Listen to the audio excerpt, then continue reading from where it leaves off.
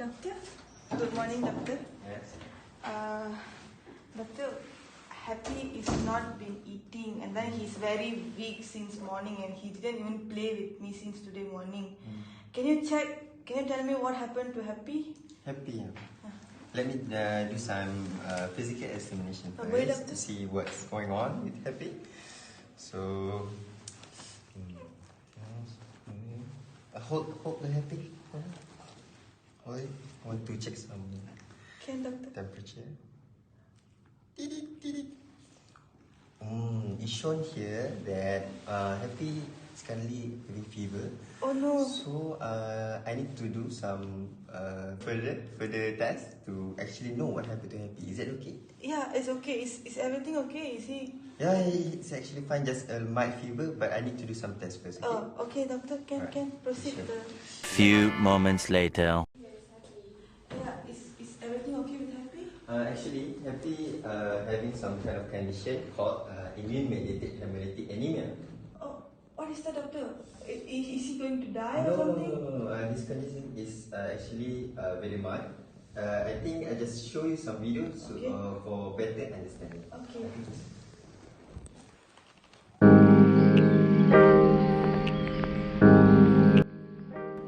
Hi everybody, I am here to explain about the common history of immune-mediated hemolytic anemia. First of all, immune-mediated hemolytic anemia got two types, primary and secondary. Primary immune-mediated hemolytic anemia is idiopathic, which means the cause is unknown. But most common breeds that are associated with this disease are Cocker Spaniel, Old English Sheepdog, Poodle and Dachshund. Secondary immune-mediated hemolytic anemia means the body attacks your own RBC in response to an underlying problem with them. The causes of the secondary immune-mediated hemolytic anemia include infection, which is parasite, viral, bacterial, neoplasia, inflammatory condition, drugs such as vaccine, and toxins such as onion and garlic. The clinical findings of this disease are lack of energy, pale gum that are usually yellow, inappetence, vomiting, fast breathing, increased heart rate, and weakness.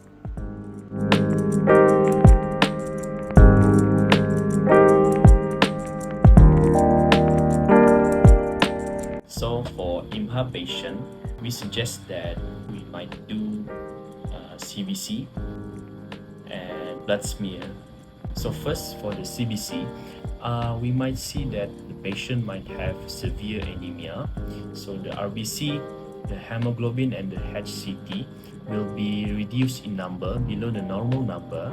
And we also can see from the test result that the MCV above the normal number, and this indicates that the patient might have microcytic blood. And for the MCHC, we can see that the patient might have normal number and it is normochromy. And for the platelets, we can see thrombocytopenia. Lastly, from the reticulocytes might increase in number. This indicates that the bone marrow might be responsive. And next is serum biochemistry. So for the serum biochemistry, we can see that the total protein will be increased in number. So for Imha patient, we might see some bilirubinemia. This is because the bilirubin being produced by the breakdown of the hemoglobin will release bilirubin. And also from the serum biochemistry, for Imha patient, we might see hemoglobinuria and also hyperbilirubinemia. For the liver enzyme, we might see some presence of the alanine aminotransferase. We also can see the albumin is very low in number. And next, for the blood smear, we can see the blood have spherocytes and also anisocytosis. My friend Ifang will explain a bit about it later.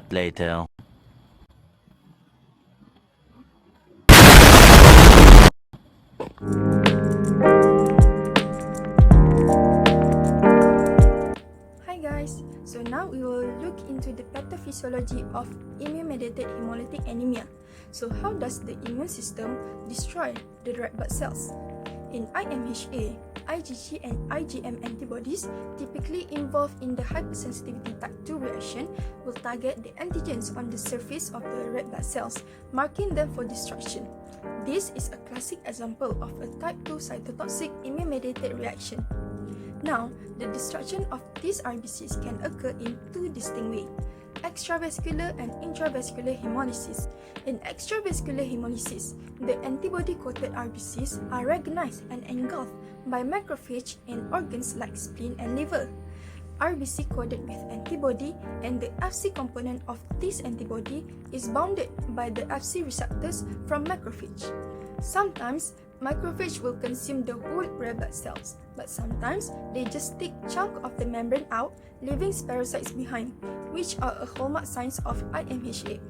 Inside this macrophage, the hemoglobin from the destroyed RBCs is broken down into bilirubin.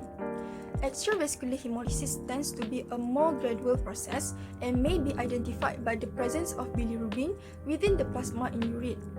Bilirubin occurs normally from the destruction or breakdown of the RBCs, but sometimes the production of bilirubin can overwhelm the liver's ability to process it, leading to a condition called hyperbilirubinemia, which can manifest as jaundice.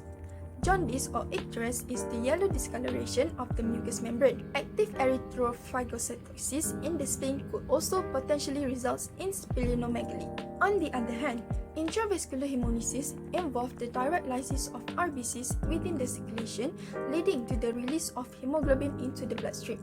RBCs will become markedly coated with antibodies and with complement that will cause the damage to the RBC's membrane. This will lead to extravascular water to enter into the cytoplasmic region of the RBCs. Then, RBCs will swell and then rupture. When the RBCs rupture, they will release hemoglobin into the bloodstream and leads to hemoglobinemia, which is a high level of hemoglobin in the blood, and also hemoglobinuria, which is the presence of hemoglobin in the urine. In severe cases, this process can potentially damage the kidney, a condition known as hemoglobinuric nephrosis. The body will try to compensate the loss of RBCs by ramping up the RBCs production in the bone marrow, leading to highly regenerative anemia.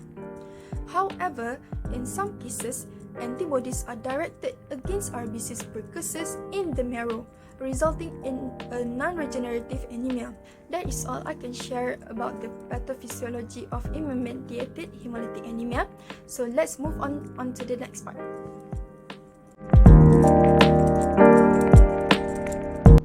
So now I'll be talking about the clinical pathological result. Here is a diagram of a blood smear with fried stain from a dog with Imha that is viewed under microscope. As you can see, there is marked spherocytosis, which is recognized as smaller red blood cells with lack of central pallor and lost their usual shape. This is usually formed when the immunoglobulin-covered red blood cell membrane are attacked by the macrophage, and this will lead to anisocytosis, which is formation of different sizes of red blood cells. There will also be polychromasia that is formed by the variation of color due to immature red blood cells that are released. Occasionally, gold cell and Haber-Jolly body will be seen. During the saline dispersion test, it can be performed by adding a drop of EDTA anticoagulated blood onto the microscopic slide, followed by adding 2 to 5 drops of saline.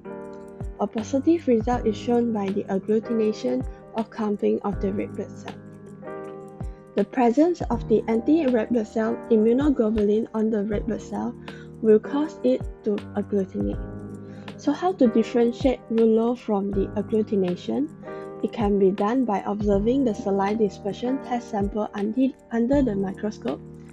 And for rouleau, it will be formed by a cell that are arranged like a stack of coins, while agglutination cells are randomly clumped together. Thank you. So next is for the treatment for patients with immune-mediated hemolytic anemia. So these patients were treated with immunosuppressive medications, anti-thrombotic medication, and also supportive therapy. This includes blood transfusion, where multiple blood transfusion is often needed to stabilize the patients while waiting for the immunosuppressive medication to take effect. The patients may also need combinations of immunosuppressive medication such as cyclosporine or mycophenolate to get the condition under control. And in situation of idiopathic case, steroid, for example prednisone, can be given to the patient to suppress their immune system. Generally, the dose of the prednisone should be reduced every 3 weeks as long as the hematocrit is stable above 30% and the evidence of ongoing hemolysis is also minimal. Besides, supportive care should also be given to maintain the nutritional need and also the fluid balance of the patients. So for the further diagnostic method that can be done, this could include diagnostic imaging where it could identify the underlying causes of IMHA, for example neoplasia. This includes thoracic radiograph, abdominal ultrasound, and also abdominal radiograph. So now, I hope that you have an idea on what is immune-mediated hemolytic anemia is. In the beginning. Oh, doctor, now I understand about the disease more. Any question, guys?